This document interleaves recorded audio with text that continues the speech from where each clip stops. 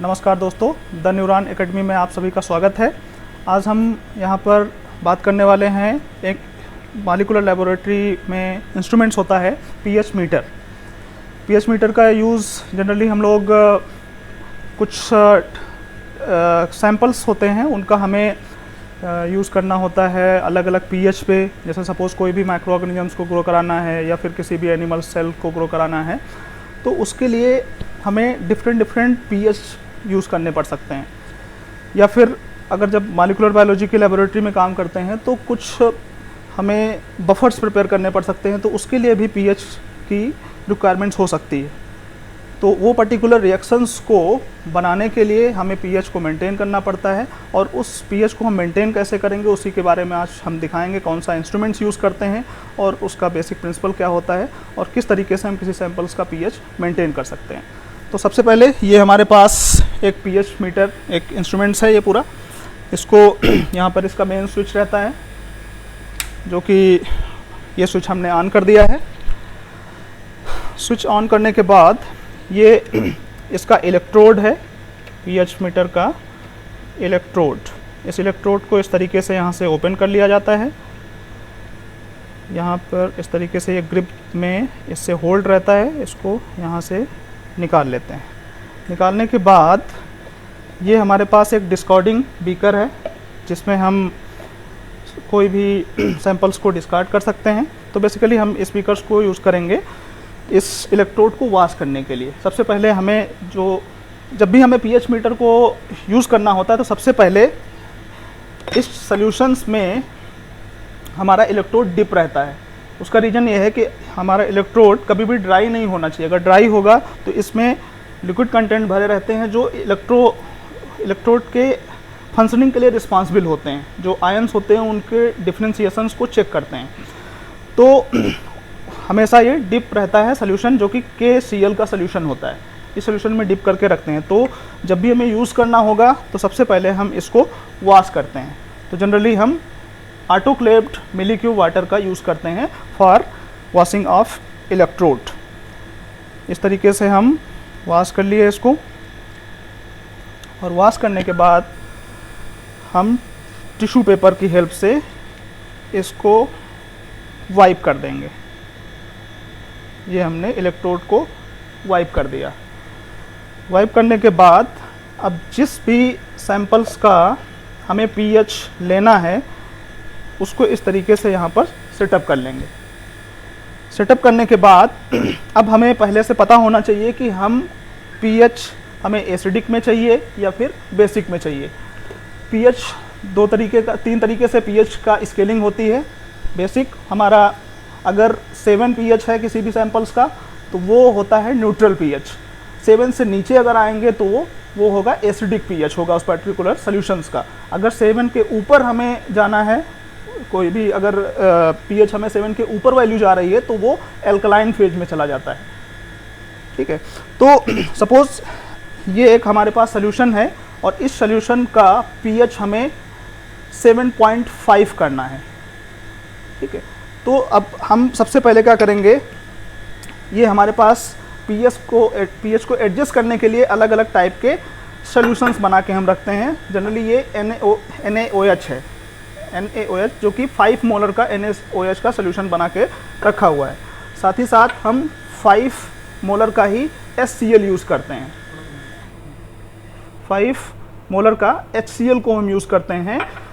ये NaOH का काम है जब हमें किसी भी सॉल्यूशंस का पीएच ऊपर ले जाना हो, मतलब 7 से ऊपर की तरफ अगर बढ़ना है तो उसके लिए हमेशा हम इस NaOH का यूज़ करेंगे। अगर किसी भी सॉल्यूशंस का पीएच सपोज एल्कलाइन फेज में मतलब 7 से ऊपर है और उसको हमें नीचे लाना है तो उसके लिए हम HCl का यूज़ करेंगे। तो दोस्तों अब देखिए ये हमारे पास ऑलरेडी ये सॉल्यूशंस बनाया है जिसका कि हमें पीएच मेंटेन करना है। ये सपोज एक बफर है, इस बफर का पीएच हमें मेंटेन करना है। तो इसके मेंटेनेंस के लिए हम कितना हमने बताया 7.5 पीएच हमें चाहिए इसका मेंटेन करने के लिए। तो सबसे पहले हम क्या कर रहे हैं, इस इलेक्ट्रोड को इस सॉल्यूशंस में डिप कर रहे हैं।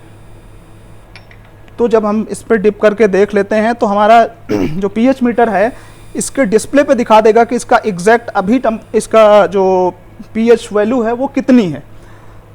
तो सपोज ये दिखा रहा है कि 10.05 अभी फ्लैक्चुएट हो रहा है, वो थोड़ा सा डिप करने के बाद में एक स्टेबल पोजीशन में आ जाएगा, तब तक आपको होल्ड करके रखना है इस इलेक्ट्रोड को।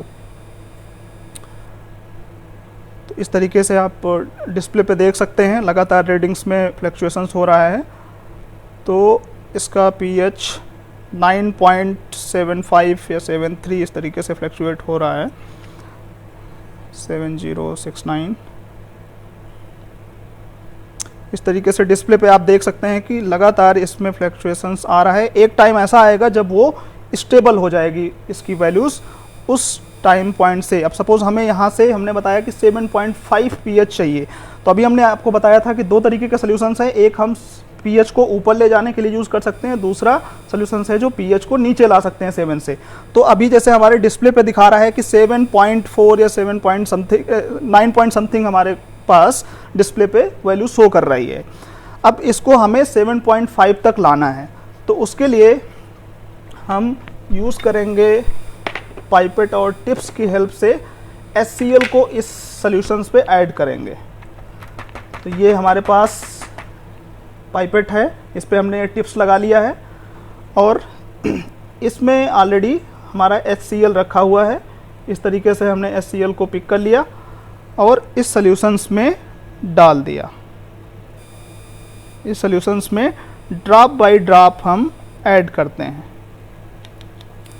इस तरीके से हमने ड्रॉप बाय ड्रॉप इस सॉल्यूशंस में ऐड कर दिया। ऐड करने के बाद आप जो भी मिक्सचर होगा उस तरीके से उसको मिक्स कर लेंगे, जिसमें कि जो भी आप HCl सॉल्यूशन डाले हो वो प्रॉपर इसमें डिस्ट्रीब्यूट हो जाए।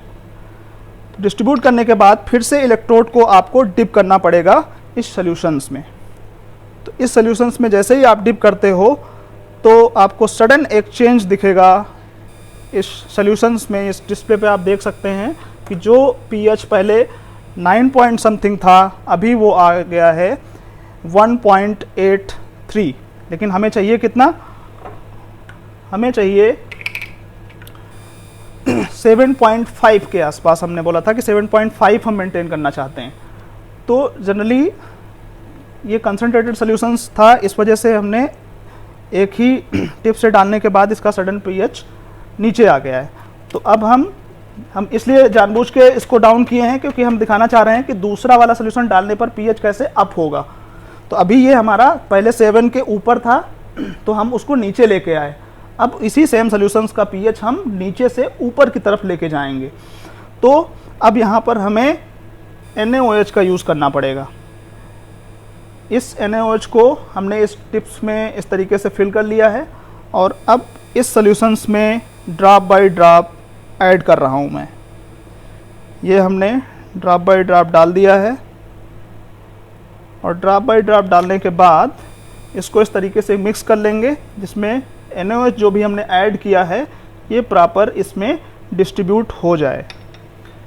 इस तरीके से प्रॉपर इसमें डिज़ोल्व हो जाएगा और आपको पीएच अब बढ़ता हुआ दिखेगा। अभी जो ड्रॉप था पीएच 1.2 के अराउंड था, अब देखिए यहाँ पर इंक्रीज़ हो रहा है, 1.85 तक पहुँच गया है। तो अभी हमें इसमें और NaOH ऐड करना पड़ेगा अगर हमें 7.5 तक जाना है। तो ये देखिए हमने फिर से ऐड कर दिया इस पर कुछ और NaOH को। तो तब तक ऐड करते रहना है जब तक कि हमारा पीएच, जो हमारा डिजायर्ड पीएच है, जो कि हमने पहले ही आपको बताया था कि हम इस बफर का पीएच 7.5 लाना चाह रहे हैं। तो इस तरीके से देखिए हमने ऐड किया और तो ये पीएच अभी डिस्प्ले पे आप देख सकते हैं कि लगातार उसकी वैल्यू बढ़ रही है। अब ये पहुंच गया है 5 पॉइंट समथिंग। अभी हमें पहुंचना है 7 पॉइंट समथिंग तक, तो हमें और कंटेंट ऐड करना पड़ेगा। थोड़ा सा हमें वेट करना भी पड़ता है कि इसमें इलेक्ट्रोड को डिप करने के बाद जब तक स्टेबल ना हो जाए तब तक आप उस वैल्यू को नहीं पर्टिकुलरली डिटेक्ट कर पाएंगे कि एग्जैक्टली इसमें कितना हो रहा है। तो डिस्प्ले जब तक स्टेबल नहीं हो जाएगा तब तक हम उसको कंक्लूड नहीं कर सकते कि एग्जैक्टली पीएच कितना है।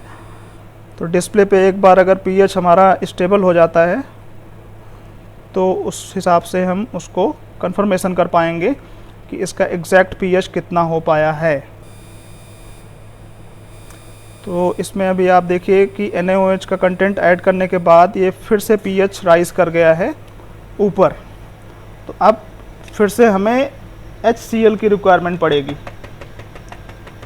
HCl की रिक्वायरमेंट पड़ेगी। ये हमने HCl ले लिया और इस बार हमें एग्जैक्टली 7 पॉइंट समथिंग तक पहुंचना है, तो हम drop by drop he add करेंगे, बहुत ज़्यादा कंटेंट ऐड नहीं करेंगे, क्योंकि अगर ये हाईली कंसनट्रेटेड सॉल्यूशंस है, अगर थोड़ा सा भी ज़्यादा आप ऐड कर दोगे तो सडन pH में चेंजेस दिख जाएंगे।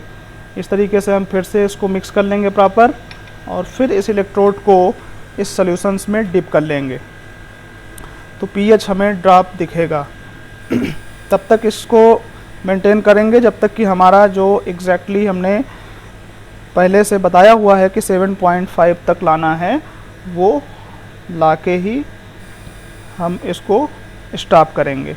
ये अभी उतना नहीं आ पाया था तो हमने एक ड्रॉप इसमें और ऐड कर दिया है। ये और ऐड करने के बाद में इसका सॉल्यूशंस का pH ड्रॉप हुआ है, 9 पॉइंट समथिंग तक आ चुका है। अभी और ऐड कर देता हूँ कुछ।